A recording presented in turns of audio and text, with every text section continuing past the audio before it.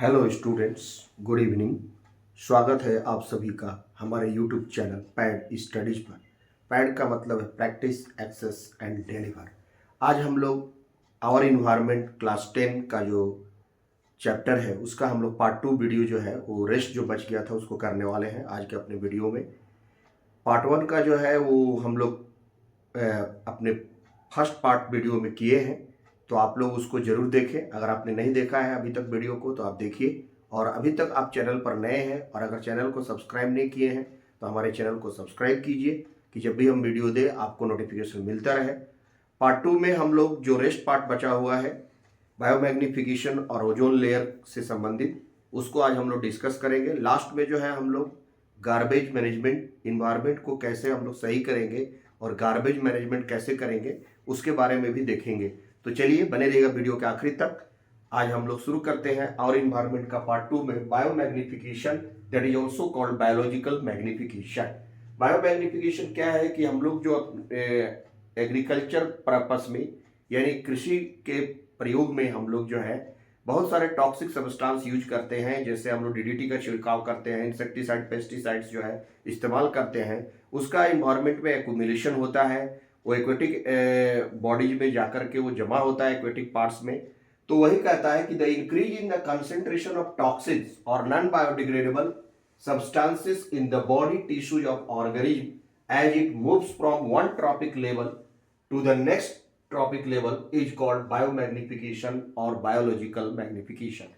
ये toxic substance जो है हार्मफुल पेस्टिसाइड और इंसेक्टिसाइड्स, जो फर्टिलाइजर्स और पेस्टिसाइड्स इंसेक्टिसाइड्स के रूप में हम लोग इस्तेमाल करते हैं एग्रीकल्चर में, उनका मात्रा जब बढ़ते जाता है धीरे धीरे और धीरे धीरे जो एक ट्रॉपिक लेवल से दूसरे ट्रॉपिक लेवल में इंक्रीज करते जाता है, उसी इंक्रीज लेवल को हम लोग बायोलॉजिकल मैग्निफिकेशन कहते हैं। तो ये बायोलॉजिकल मैग्निफिकेशन में जो है वो फर्स्ट ट्रॉपिक लेवल में सबसे कम होता है, पार्ट्स पर मिलियन पीपीएम। उसके बाद सेकंड ट्रॉपिक लेवल में बढ़ जाता है, थर्ड ट्रॉपिक लेवल में और बढ़ जाता है, और फोर्थ ट्रॉपिक लेवल में जो ह्यूमन बीइंग है अल्टीमेटली उसके पास पहुंच जाता है, और सबसे अधिक मात्रा में जो है लास्ट ट्रॉपिक लेवल में ये बायोलॉजिकल मैग्निफिकेशन का मात्रा बढ़ता है। उसके बाद हम लोगों ने फूड चेन देखा था। फूड चेन में उसका प्रॉपर्टीज ऑफ फूड चेन को हम लोग एक बार देख लेते हैं, वो इंपॉर्टेंट है, बहुत बार क्वेश्चन भी इस पर आता है। तो प्रॉपर्टीज ऑफ फूड चेन कहता है कि flow of energy in a food chain. Food chain में जो एनर्जी का फ्लो होता है वो हमेशा यूनिडायरेक्शनल होता है। वो हमेशा प्रोड्यूसर से प्राइमरी कंज्यूमर से सेकेंडरी कंज्यूमर, उसके बाद टर्सरी कंज्यूमर, टॉप लेवल का कंज्यूमर, यानी कि वो प्रोड्यूसर से कंज्यूमर की ओर बढ़ता है, यूनिडायरेक्शनल होता है। Producer primary consumer, secondary consumer, tertiary consumer की तरफ ही जाता है, और जनरली कंसिस्ट ऑफ ओनली 4 और 5 स्टेप्स ऑफ और ट्रॉपिक लेवल ही एक फूड चेन में 5 और या 4-5 ट्रॉपिक लेवल ही होता है, उससे ज्यादा ट्रॉपिक लेवल नहीं होता है। क्यों नहीं होता है इसका भी हम लोग क्वेश्चन आगे चल के देखेंगे। उसके बाद है कि in a food chain highest energy जो अवेलेबल होता है वो प्रोड्यूसर के पास होता है at first trophic level, and lower energy होता है वो एट लास्ट ट्रॉपिक लेवल पर होता है, यानी सबसे आखिरी में एनर्जी जो है वो सबसे अंत में, सबसे अंतिम वाले के पास बहुत कम एनर्जी बचता है। यही कारण है कि एक फूड चेन जो है वो लिमिटेड मात्रा में ही होता है, उसमें स्टेप्स बहुत कम होते हैं। उसके बाद जो है अगर बायोलॉजिकल मैग्निफिकेशन के रूप में हम देखें तो इसमें उल्टा होता है। बायोलॉजिकल मैग्निफिकेशन में highest concentration of biomagnified chemical जो होता है वो लास्ट ट्रॉपिक लेवल में सबसे ज्यादा होता है। वहां पर ह्यूमन बीइंग है उसके पास सबसे ज्यादा ये केमिकल का कंसंट्रेशन होता है, वहां फूड चेन से उल्टा होता है इसमें फूड चेन जो है। और लोएस्ट कंसंट्रेशन जो है वो उसमें फर्स्ट ट्रॉपिक लेवल पर ही सबसे कम मात्रा में कंसंट्रेशन होता है, और जैसे जैसे हम लोग बायोलॉजिकल मैग्निफिकेशन के केस में ऊपर की ओर बढ़ते जाते हैं तो केमिकल सब्सटेंस धीरे धीरे इंक्रीज करते जाता है, और लास्ट ट्रॉपिक लेवल में वो सबसे अधिक होता है। तो ये फूड चेन में हम लोग को याद रखना है कि यूनिडायरेक्शनल होता है। फूड चेन में लिमिटेड लेवल ऑफ स्टेप्स होते हैं। फूड चेन में एनर्जी हमेशा प्रोड्यूसर से कंज्यूमर की ओर जाता है, और lowest concentration of biomagnified chemical first trophic level में और लास्ट ट्रॉपिक लेवल में सबसे ज्यादा बायोमैग्निफाइड केमिकल का होता है। उसके बाद हम लोग का लास्ट टॉपिक इसमें जो बचा है वो है environmental problems and it's management. Environmental में प्रॉब्लम क्या है, ह्यूमन बीइंग की एक्टिविटी के कारण बहुत सारा प्रॉब्लम जनरेट होता है। उसका हम लोग कैसे मैनेज करेंगे, उसका किस तरह से हम लोग मैनेजमेंट करेंगे। उसमें सबसे इंपॉर्टेंट दो टॉपिक हम लोग को यहाँ पर देखना है। एक है ozone layer and its depletion, और दूसरा है managing the garbage we produce. जो हम लोग वेस्ट मैनेजमेंट करते हैं, जो हम लोग वेस्ट जनरेट करते हैं, उसका हम लोग मैनेजमेंट कैसे करेंगे वो आखिरी में देखना है। तो ozone layer and its depletion में ओजोन जो हमारा लेयर है एक प्रोटेक्टिव लेयर है, जो हमारे एटमॉस्फेयर के दूसरी लेयर जो है यानी जो स्ट्रेटोस्फीयर है उसमें पाया जाता है। आप जैसा यहाँ पर देख पा रहे हैं लेयर्स ऑफ द एटमॉस्फेयर में सबसे नीचे है ट्रोपोस्फीयर, अर्थ के पास ट्रोपोस्फीयर है, उसके बाद है आपका स्ट्रेटोस्फीयर जिसमें ओजोन लेयर है, ये सेकंड मोस्ट लेयर में हमारा ओजोन लेयर है। उसके बाद है आपका मेसोस्फीयर, उसके बाद है थर्मोस्फीयर, और सबसे बाहर में है बहिर्मंडल जिसको हम लोग एक्सोस्फीयर कहते हैं, वो सबसे बाहर है। तो ये 5 लेयर है, 1 2 3 4 5, एक्सोस्फीयर, थर्मोस्फीयर, मेसोस्फीयर, बीच में स्ट्रेटोस्फीयर जिसमें ओजोन लेयर है, और ट्रोपोस्फीयर सबसे आखिरी लेयर है। तो ओजोन लेयर जो होता है एक प्रकार का हमारा प्रोटेक्टिव कवरिंग है, जो सन से आने वाले हार्मफुल अल्ट्रावायलेट रेज है उनसे हम लोग को यूवी रेज से ये हमको बचाता है। ओजोन लेयर जो है अल्ट्रावायलेट रेज जिसको हम लोग बोलते हैं यूवी रेज, उनसे हमको प्रोटेक्ट करता है। ये ओजोन का जो शील्ड है अर्थ पर उसको आने नहीं देता है और इसको रोकता है इन अल्ट्रावायलेट रेज से। अल्ट्रावायलेट रेज जो को एब्जॉर्ब कर लेता है, तो बहुत कम मात्रा में ये रेज हमारे बॉडी पर आती है, अर्थ पर पहुंचती है, जिसके कारण हमको स्किन कैंसर नहीं होता है, स्किन बर्न नहीं होता है, कैटरेक्ट नहीं होता, आंखों में जलन नहीं होता है। छोटे छोटे जो बहुत सारे प्लांट्स हैं या जो भी हमारे जो वनस्पति हैं वो भी प्रोटेक्ट होते हैं। अगर ये ओजोन नहीं होगा तो ये सभी डैमेज होंगे, हमको स्किन कैंसर होगा, आपको बहुत तरह की बीमारियां होगी, बहुत तरह का परेशानी होगा। इसलिए ओजोन जो है प्रोटेक्टिव शील्ड जो है नेचर ने हमको दिया है अर्थ के सेकंड मोस्ट लेयर यानी ट्रोपोस्फीयर में। तो ट्रोपोस्फीयर के बाद स्ट्रेटोस्फीयर में, तो वही कह रहा है कि layer in the earth stratosphere, stratosphere में है containing a high concentration of ozone gas. Ozone gas का वहां पर कंसंट्रेशन बहुत ज्यादा है, O3, उससे मिलकर ओजोन लेयर बना है, which absorbs most of the ultraviolet radiation, UV radiation reaching the earth from the sun। सन से पहुंचने वाली जो भी अल्ट्रावायलेट रेडिएशन है उसको ओजोन गैस का एक आवरण है जो उसको एब्जॉर्ब कर लेता है और हमको उन अल्ट्रावायलेट रेज से बचाता है। तो ये ओजोन लेयर का के बारे में है। अब अगले स्टेप में हम लोग देखते हैं कि ओजोन कैसे बनता है और ओजोन कैसे डिप्लेशन होता है, इसके बारे में करते हैं। अब हम लोग देखते हैं ozone layer and its depletion. Ozone layer जैसा कि हम लोग जानते हैं कि प्रोटेक्टिव लेयर है, जो कि अर्थ एटमॉस्फेयर के सेकंड मोस्ट लेयर जो हमारा स्ट्रेटोस्फीयर है समताप मंडल में पाया जाता है। ये हमारे सन से आने वाले अल्ट्रावायलेट रेज जो हार्मफुल रेडिएशन है यूवी रेज से हमको प्रोटेक्ट करता है, उसको एब्जॉर्ब कर लेता है। तो ozone layer and its depletion में, इस ओजोन लेयर में हम लोग क्लोरोफ्लोरोकार्बन CFC ज़्यादा प्रोड्यूस कर रहे हैं, जिसके कारण जो है ओजोन में होल हो गया, ओजोन लेयर जो है वो डैमेज हो रहा है, उसमें क्षय हो रहा है, उसका डिप्लेशन हो रहा है। तो ये दो तरीका है causes of ozone layer depletion, और दूसरा है ओजोन लेयर डिप्लेशन कैसे होता है। ओजोन लेयर डिप्लेशन किस कारण से होता है, ओजोन लेयर डिप्लेशन का क्या कारण है। तो सबसे ज़्यादा जो इम्पोर्टेंट केमिकल जो हम लोग रिलीज करते हैं वो है क्लोरोफ्लोरोकार्बन्स, जिसको हम लोग बोलते हैं CFC, जो हमारे रेफ्रिजरेटर से निकलता है, फ्रिज से, एयर कंडीशनर से निकलता है, AC से निकलता है, एरोसोल डाई से, ये सब जो हम लोग यूज करते हैं AC और फ्रिज, उससे CFC गैस, हार्मफुल गैस निकलता है, उसके कारण ओजोन में लेयर डैमेज हो रहा है। उसके बाद हाइड्रोक्लोरोकार्बन्स भी है, हाइड्रोकार्बन्स का यूज करने के कारण HCFC भी यूज होता है, उसके कारण भी होता है। मिथाइल ब्रोमाइड और मिथाइल क्लोरोफॉर्म, ये हार्मफुल केमिकल्स के कारण ओजोन में डिप्लेशन हो रहा है, ओजोन को डैमेज कर रहा है। ओजोन लेयर के डैमेज होने के कारण हमको क्या प्रभाव होगा, क्या दुष्परिणाम होगा, effects of ozone layer depression.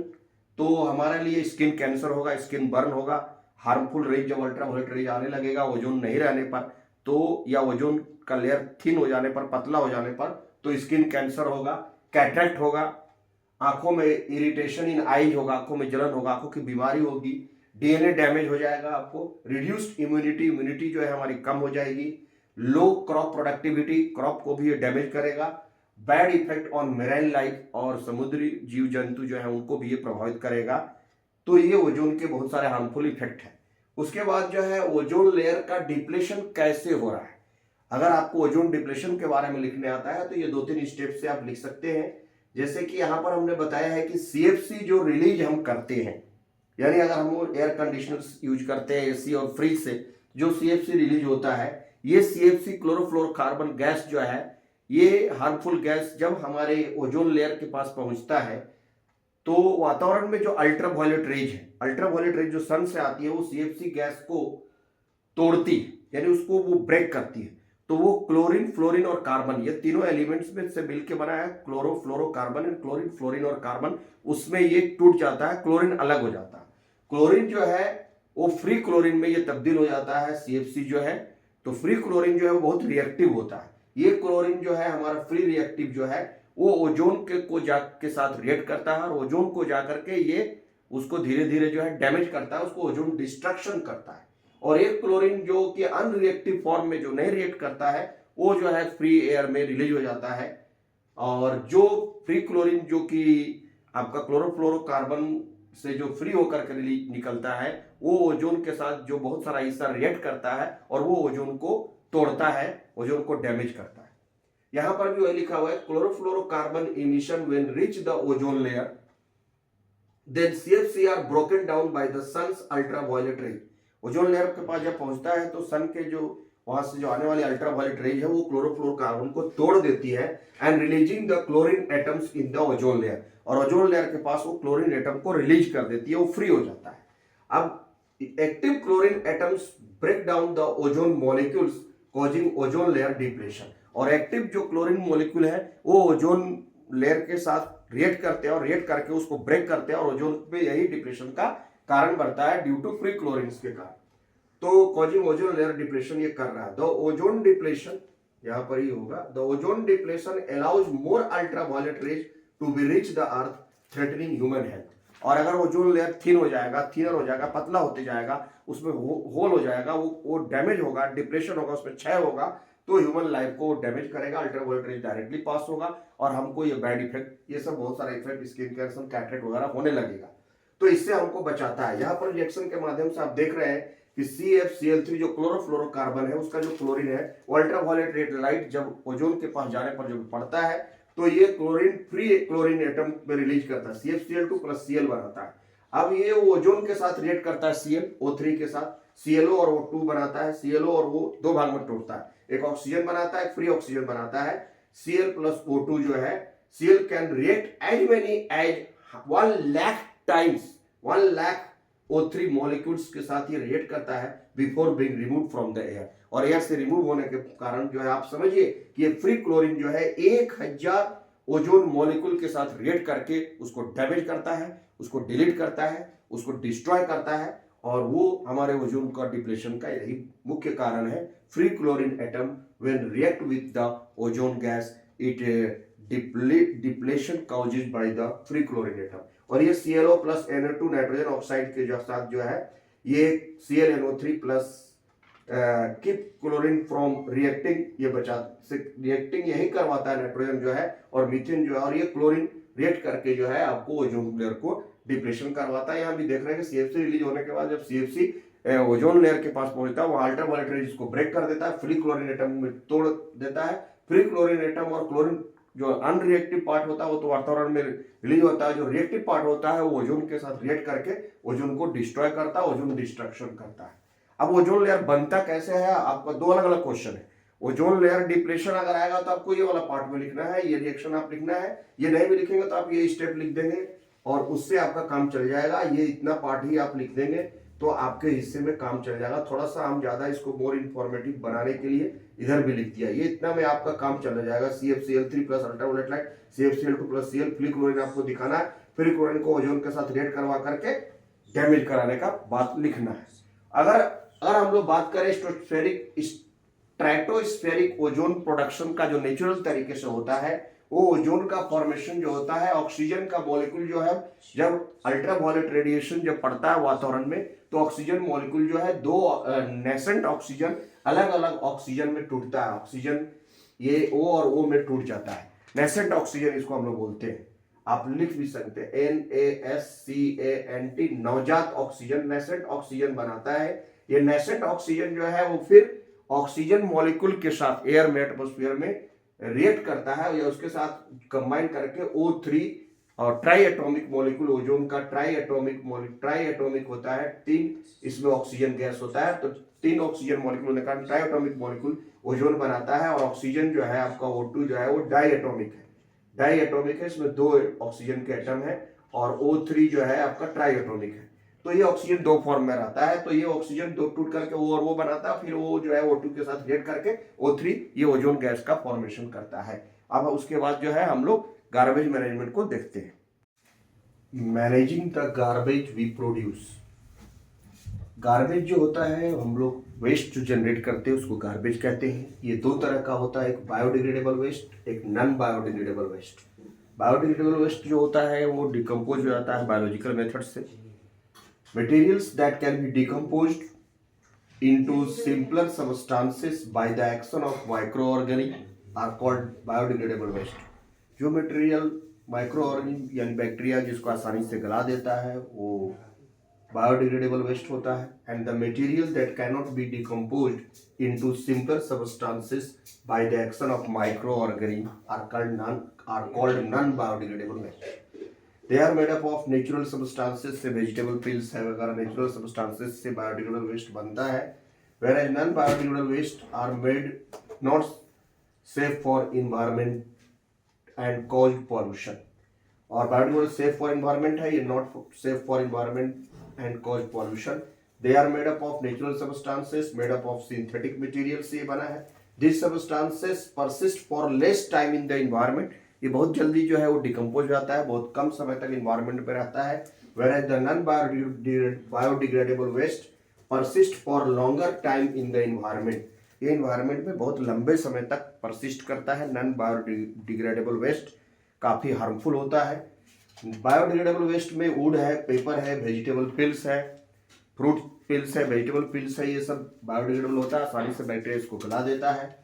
Non biodegradable waste में प्लास्टिक है, एल्युमिनियम कैंस है, आयरन नेल्स है, सिल्वर फॉइल्स है, डीडीटी है, डाइक्लोरो डाइफिनाइल ट्राइक्लोरो इथेन, इसका डीडीटी का फुल फॉर्म होता है डाइक्लोरो डाइफिनाइल ट्राइक्लोरो इथेन। ये डीडीटी जो हम लोग पेस्टिसाइड के रूप में यूज करते हैं ये भी हार्मफुल है, नॉन बायोडिग्रेडेबल है। And the many radioactive waste also included in non biodegradable waste.